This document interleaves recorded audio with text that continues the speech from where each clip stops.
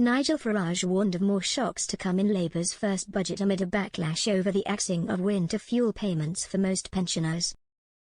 The Reform UK leader hit out at Sir Keir Starmer's government for making economic decisions on the basis of who will vote for them at the next election after bumper pay offers to striking workers. Backing the Daily Express winter fuel campaign, the Clacton MP urged Chancellor Rachel Reeves to U-turn on the controversial decision to scrap the payments for around 10 million older people. Writing in the Express, he said, "This government is making economic decisions on the basis of who will vote for them at the next election.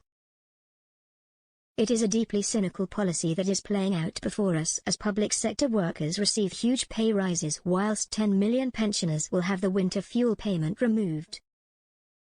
I am happy to join the Express campaign to urge the Chancellor, Rachel Reeves, to reconsider her aid on pensioners." The arch-Brexiteer, who made a sensational return to frontline politics in June, raised fears about what other measures Ms Reeves will unveil in her budget on October 30, which she is widely expected to use to hike taxes.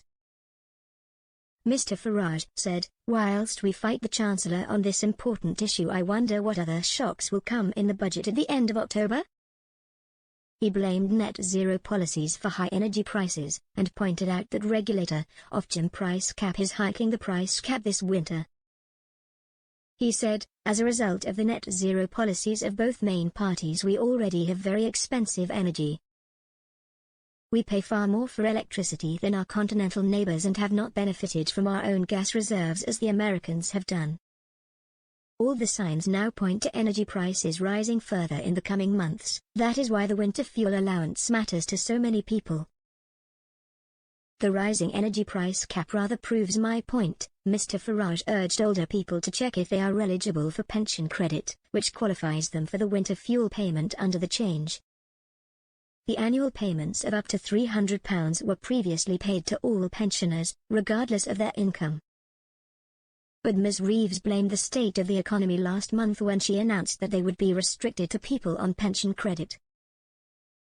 The Chancellor claimed Labour had inherited a £22 billion black hole in the public finances from the previous Conservative government.